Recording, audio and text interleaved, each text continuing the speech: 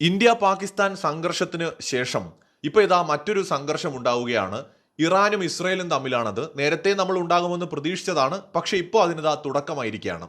ഇറാന്റെ ആണവ ഫെസിലിറ്റീസിലടക്കം വലിയ ആക്രമണമാണ് ഇപ്പോൾ ഇസ്രയേൽ നടത്തിയിരിക്കുന്നത്. ഇറാന്റെ തലസ്ഥാനമായ ടെഹ്റാനിലടക്കം അതിഭയാനകമായ ആക്രമണം നടന്നിരിക്കുന്നു. അവരുടെ സൈനിക മേധാവി അടക്കം ഉന്നതരായ നിരവധി പേർ കൊല്ലപ്പെട്ടിരിക്കുകയുമാണ്. ഇത് മറ്റൊരു യുദ്ധത്തിന് തുടക്കമാണെന്നത് നിസ്സംശയം പറയാം. ഇറാൻ തിരിച്ചടിക്കും. മാരകമായി തിരിച്ചടിക്കാനുള്ള ബാലിസ്റ്റിക് മിസൈലുകളൊക്കെ ഇറാന്റെ കയ്യിലുണ്ടെന്ന് അമേരിക്കയും ഇപ്പോൾ വ്യക്തമാക്കുന്നുണ്ട്. ശക്തമായ എയർ ഡിഫൻസ് സംവിധാനങ്ങൾ ഇസ്രയേലിന്റെ കയ്യിലുണ്ട്. അപ്പോൾ അതുകൊണ്ട് തന്നെ ഇറാന്റെ തിരിച്ചടി എത്രത്തോളം ഉണ്ടാകും, അത് പൂർണ്ണമായി വിജയം കാണുമോ എന്നതൊക്കെ പിന്നത്തെ കാര്യം. എന്തായാലും ഇറാനും ഇസ്രയേലും തമ്മിൽ ഒരു യുദ്ധസമാനമായ സാഹചര്യം ഉണ്ടായിരിക്കുകയാണ്.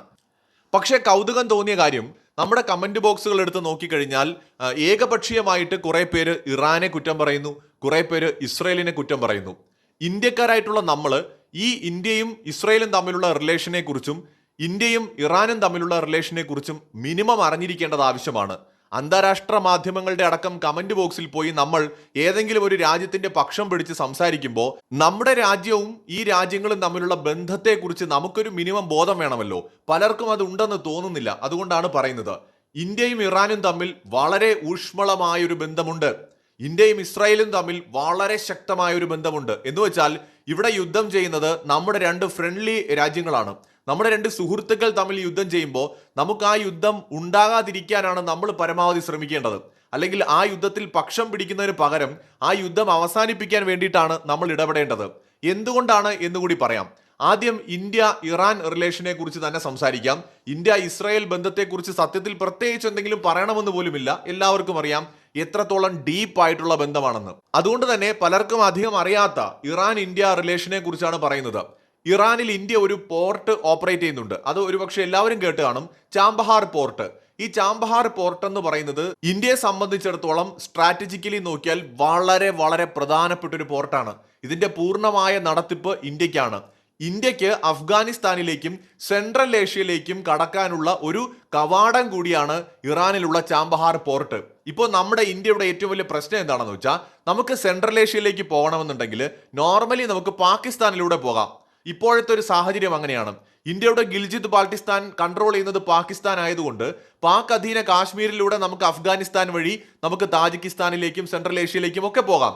പക്ഷേ പാകിസ്ഥാൻ ഇന്ത്യ റിലേഷൻ വളരെ മോശമായതുകൊണ്ട് അതൊരിക്കലും സാധിക്കുകയില്ല. മാത്രമല്ല പാകിസ്ഥാൻ ഇന്ത്യയുടെ വിമാനങ്ങൾ പോലും അവരുടെ വ്യോമ അതിർത്തിയിലൂടെ കടക്കാൻ അനുവദിക്കുന്നില്ല. തിരിച്ച് ഇന്ത്യയും അങ്ങനെയാണ്. അപ്പോൾ സ്വാഭാവികമായിട്ട് നമ്മൾ എങ്ങനെയാണ് സെൻട്രൽ ഏഷ്യയിലേക്ക് പോവുക?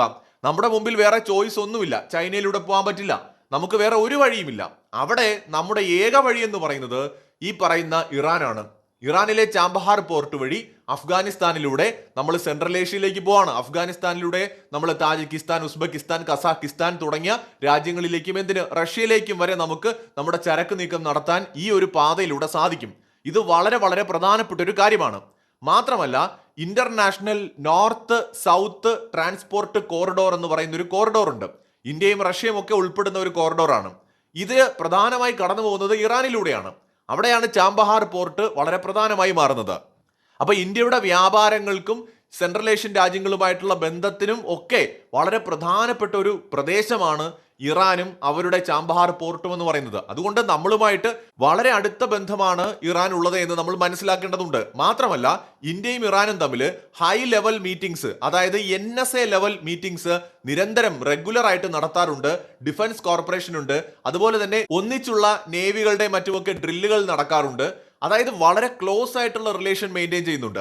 തീവ്രവാദത്തിനെതിരായിട്ട് ഇന്ത്യയും ഇറാനും ഒന്നിച്ചാണ് പ്രവർത്തിക്കുന്നത്. അതിന്റെ കാരണം എന്ന് പറയുന്നത് ബലൂചിസ്ഥാൻ വഴി, അതായത് ഈ പാകിസ്ഥാനും ഇറാനും തമ്മിലും അതിർത്തി ഉണ്ടല്ലോ, ഈ അതിർത്തിയിലൂടെ പാകിസ്ഥാൻ കേന്ദ്രമായി പ്രവർത്തിക്കുന്ന ചില ഭീകരവാദ ഗ്രൂപ്പുകൾ, പാകിസ്ഥാൻ സൈന്യവുമായി അടുത്ത് നിൽക്കുന്ന ഭീകരവാദ ഗ്രൂപ്പുകൾ ഇറാനിൽ ഭീകരാക്രമണം നടത്തുന്നത് പലപ്പോഴും നിത്യസംഭവമാണ്.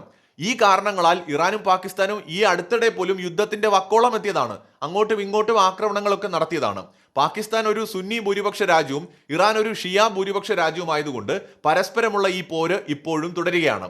അതിനു പുറമെ ബലൂചിസ്ഥാനിലുള്ള പല ഗ്രൂപ്പുകളെയും ഇറാൻ പരോക്ഷമായി സപ്പോർട്ട് ചെയ്യുന്നുണ്ട്. അഫ്ഗാനിസ്ഥാനിലെ താലിബാനുമായിട്ടും ഇറാൻ ഹെൽത്തി ആയിട്ടുള്ള ഒരു റിലേഷൻ മെയിൻറ്റെയിൻ ചെയ്യുന്നുണ്ട്. അതായത് ഇറാനും പാകിസ്ഥാനും തമ്മിൽ ഭയങ്കര മോശം ബന്ധമല്ലെങ്കിലും അത്ര നല്ല ബന്ധത്തിലല്ല. ഇറാൻ കുറെ കൂടി ക്ലോസ് ആയിട്ടുള്ളത് ഇന്ത്യയുമായിട്ടാണ്. എന്ന് വെച്ച് നമ്മളുമായിട്ടും ഇറാന് പല വിഷയങ്ങളിലും അഭിപ്രായ വ്യത്യാസങ്ങളൊക്കെ ഉണ്ട്. എന്നിരുന്നാലും ഇറാനികൾക്ക് ഇന്ത്യ വലിയ കാര്യമാണ്. ഇവിടെ നിന്ന് അവിടെ പോകുന്ന ടൂറിസ്റ്റുകൾക്കൊക്കെ അത്യാവശ്യം നല്ല രീതിയിലുള്ള ഒരു വെൽക്കം ഒക്കെ കിട്ടാറുണ്ട്. മാത്രമല്ല ഇരു രാജ്യങ്ങളും കൾച്ചറൽ പരമായിട്ട് നോക്കുകയാണെങ്കിൽ, ചരിത്രപരമായിട്ടൊക്കെ നോക്കുകയാണെങ്കിൽ ഒരുപാട് കണക്ഷൻസ് വേറെയുമുണ്ട്. അപ്പോൾ ഇറാനും ഇന്ത്യയും തമ്മിൽ അത്യാവശ്യം നല്ലൊരു ബന്ധമാണ് ഉള്ളത് എന്ന് നമ്മൾ കാണണം. ഇറാനിൽ നിന്ന് ഇന്ത്യ വൻതോതിൽ നേരത്തെ എണ്ണ ഇറക്കുമതി ചെയ്തിരുന്നു. ഇന്ത്യക്ക് വളരെ വിലക്കുറവിൽ എണ്ണ വാങ്ങാൻ പറ്റുന്ന ഒരു രാജ്യമായിരുന്നു ഇറാൻ. കാരണം ഇപ്പോൾ റഷ്യയിൽ നിന്ന് നമ്മൾ വാങ്ങുകയാണെങ്കിൽ റഷ്യ വളരെ ദൂരെയാണ്. അതുപോലെ മിഡിൽ ഈസ്റ്റിലെ രാജ്യങ്ങളാണെങ്കിൽ അത്യാവശ്യം ഡിസ്റ്റൻസ് ഇന്ത്യയുമായിട്ടുണ്ട്. അപ്പോൾ ഇറാനുമായിട്ട് നമുക്ക് എണ്ണ ഡീല് വളരെ എളുപ്പമായിരുന്നു. പക്ഷേ അമേരിക്കയുടെ സാങ്ഷൻസ് കാരണം അത് പലപ്പോഴും മുടങ്ങിപ്പോയിട്ടുണ്ട്. അപ്പോൾ ഇന്ത്യയെ സംബന്ധിച്ചിടത്തോളം ഒരു കീ പ്ലെയർ ആയിട്ടുള്ള ഒരു രാജ്യമാണ് ഇറാൻ. അപ്പോൾ ഇറാനെ നമുക്ക് പൂർണ്ണമായിട്ട് പിണക്കാൻ പറ്റില്ല. ഇനി ഇസ്രായേലിന്റെ കാര്യം പറഞ്ഞാൽ മിഡിൽ ഈസ്റ്റിൽ ഇന്ത്യയുടെ ഏറ്റവും പ്രധാനപ്പെട്ട പങ്കാളിയും ഇന്ത്യയെ സംബന്ധിച്ചിടത്തോളം ഇന്ത്യയുടെ ഒരു ആത്മമിത്രമെന്ന് വിളിക്കാവുന്ന രാജ്യമാണ് ഇസ്രായേൽ. ഏത് സാഹചര്യത്തിലും ഇന്ത്യക്കൊപ്പം നിന്നിട്ടുള്ള, ഇന്ത്യയെ സഹായിച്ചിട്ടുള്ള, നമ്മൾ ഒരിക്കലും നന്ദികേട് കാണിക്കാൻ പാടില്ലാത്ത രാജ്യമാണ്. അപ്പോൾ ഇറാനും ഇസ്രായേലും തമ്മിൽ ഒരു യുദ്ധം ഉണ്ടാകുമ്പോൾ അവിടെ ഇന്ത്യക്ക് ഒരു ന്യൂട്രൽ സ്റ്റാൻഡ് എടുക്കാൻ മാത്രമേ പറ്റുള്ളൂ. അവിടെ നമ്മൾ ഇറാനെ കുറ്റം പറയുന്നതും ശരിയല്ല, ഇസ്രായേലിനെ കുറ്റം പറയുന്നതും ശരിയല്ല, ഏതെങ്കിലും ഒരാൾക്ക് പോയി ജയ് വിളിക്കുന്നതും ശരിയല്ല. ഇവിടെ ഈ മതം നോക്കിയിട്ടാണ് ആളുകൾ തീരുമാനം എടുക്കുന്നതെന്ന് തോന്നുന്നു. ഇസ്രായേൽ ഒരു ജൂത രാഷ്ട്രമായതുകൊണ്ട് കുറെ വിഭാഗക്കാർ ഇസ്രായേലിനെ സപ്പോർട്ട് ചെയ്യുന്നു. ഇറാൻ ഒരു ഇസ്ലാമിക രാഷ്ട്രമായതുകൊണ്ട് കുറെ പേര് സപ്പോർട്ട് ചെയ്യുന്നു. ഇതേ കാരണങ്ങൾ കൊണ്ട് തന്നെ കുറെ പേര് ഇറാനെ എതിർക്കുകയും ഇസ്രായേലിനെ എതിർക്കുകയും ചെയ്യുന്നു. അപ്പൊ നമ്മൾ ഇന്ത്യക്കാര് മതവും ജാതിയും ഒന്നും അല്ല ഇവിടെ നോക്കേണ്ടത്, നമ്മുടെ രാജ്യവുമായിട്ട് ഈ രാജ്യങ്ങൾ എങ്ങനെയാണെന്നാണ് നോക്കേണ്ടത്. ഇന്ത്യയുമായിട്ട് നല്ല ടേംസിലാണ് ഈ രാജ്യങ്ങൾ നിലവിൽ. അപ്പൊ അവിടെ നമ്മൾ തീർച്ചയായിട്ടും അന്താരാഷ്ട്ര മാധ്യമങ്ങളിൽ അടക്കം പോയിട്ട് ഒരു സൈഡ് മാത്രം നിന്നുകൊണ്ട് നമ്മൾ കമന്റുകൾ എഴുതുമ്പോൾ, നമ്മൾ സപ്പോർട്ട് ചെയ്യുമ്പോൾ ആ രാജ്യത്തെ ജനങ്ങൾക്ക് നമ്മളോടും നമ്മളുടെ രാജ്യത്തോടും എതിർപ്പേ ഉണ്ടാവുകയുള്ളൂ. അപ്പോൾ ഒരു വലിയ യുദ്ധത്തിലേക്ക് തന്നെയാണ് ഇറാനും ഇസ്രായേലും പോകുന്നത്. അവിടെ വളരെ പക്വതയോടെ പെരുമാറേണ്ടത് ഇന്ത്യയിലെ പൗരന്മാർ കൂടിയാണ്. ഏകപക്ഷീയമായിട്ട് ഒരാളെ സപ്പോർട്ട് ചെയ്ത് മറ്റേ എതിർക്കേണ്ട ഒരു സാഹചര്യമല്ല ഇവിടെ. കാരണം രണ്ടു കൂട്ടരും നമുക്ക് ആവശ്യമാണ്. ഇസ്രായേലും നമ്മുടെ വളരെ അടുത്ത ക്ലോസ് ആയിട്ടുള്ള ഒരു ഡിഫൻസ് പാർട്ട്ണറാണ്. ഇറാൻ നമ്മളെ സംബന്ധിച്ചിടത്തോളം നമ്മുടെ ട്രേഡിലേക്ക് അല്ലെങ്കിൽ നമ്മുടെ ഫ്യൂച്ചർ സെൻട്രൽ ഏഷ്യയിലേക്കുള്ള വ്യാപാരത്തിൽ ഒരു പ്രധാനപ്പെട്ട ഒരു ഗേറ്റ് വേ ആണ് ഇറാൻ എന്ന് പറയുന്നത്. അപ്പോൾ നമുക്ക് ഇവർ രണ്ടുപേരും ആവശ്യമാണ്. സോ രണ്ട് രാജ്യങ്ങളുമായിട്ടും ഹെൽത്തി ആയിട്ടുള്ള ഒരു റിലേഷനാണ് നമ്മൾ മെയിൻറ്റെയിൻ ചെയ്യുന്നത്. ഇത് ഇന്ത്യക്കാർ മനസ്സിലാക്കേണ്ടതായിട്ടുണ്ട്. അല്ലാതെ മതം നോക്കിയിട്ട് ഇറാൻ ഒരു ഇസ്ലാമിക രാജ്യമായതുകൊണ്ട് അവരെ പോയി കുറെ കുറ്റം പറയാം എന്ന് ചിന്തിക്കുന്നത് ശരിയല്ല. ഇസ്രായേൽ ഒരു ജൂത രാഷ്ട്രമായതുകൊണ്ട് അവരെ പോയി കുറെ തെറി വിളിക്കാം എന്ന് പറയുന്നതും ശരിയല്ല. ഇവിടെ നമ്മളെ സംബന്ധിച്ച്, നമ്മുടെ രാജ്യത്തിനെ സംബന്ധിച്ച് നമ്മുടെ രണ്ട് സുഹൃത്ത് രാജ്യങ്ങളാണ് തമ്മിലടിക്കുന്നത്. അതിന്റെ ഇടയിൽ പോയി ചോര കുടിക്കാനും നമ്മൾ നിൽക്കാൻ പാടില്ല. തീർച്ചയായിട്ടും ഒരു ന്യൂട്രൽ സ്റ്റാൻഡ് തന്നെയായിരിക്കും ഇന്ത്യക്കും, പ്രത്യേകിച്ച് ഇന്ത്യയിലെ ജനങ്ങൾക്കും നല്ലത്. കാരണം ഞാൻ കമന്റ് ബോക്സ് ഒക്കെ നോക്കുമ്പോൾ മലയാളം കമന്റ് ബോക്സിലൊക്കെ പൂരെ തെറിവിളിയും അടിയുമാണ്. എന്തിനാണ്? കുറെ പേര് ഇസ്രായേൽ പക്ഷക്കാര്, കുറെ പേര് ഇറാൻ പക്ഷക്കാര്. കാര്യം മതമാണ്. അവിടെ മതത്തിന്റെ പേരിൽ തമ്മിലടിക്കുകയാണ്. എന്നിട്ട് നമ്മൾ തന്നെ നമ്മളെ സ്വയം മാർക്ക് ചെയ്ത് വെക്കുന്നത് ഹൈലി സിവിലൈസ്ഡ് ആയിട്ടുള്ള സൊസൈറ്റി ആയിട്ടാണ്. ഈ കേരളം എന്ന് പറയുന്നതും മലയാളികൾ എന്ന് പറയുന്നതും ഭയങ്കരമായി പ്രബുദ്ധരാണെന്നാണ് നമ്മളെ മാർക്ക് ചെയ്ത് വെക്കുന്നത്.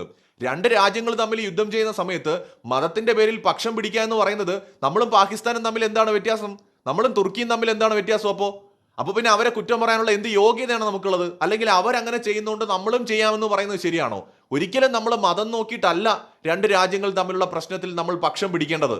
നമ്മളവിടെ നോക്കേണ്ടത് ആ രാജ്യങ്ങൾ നമ്മളുമായിട്ട് എങ്ങനെയാണ്, നമ്മളെ രാജ്യവുമായിട്ട് എങ്ങനെയാണ്. ഇപ്പോൾ ഏറ്റവും ക്ലോസ് ആയിട്ടുള്ള റിലേഷൻ ഉള്ളത് ഇസ്രായേലിനാണ്.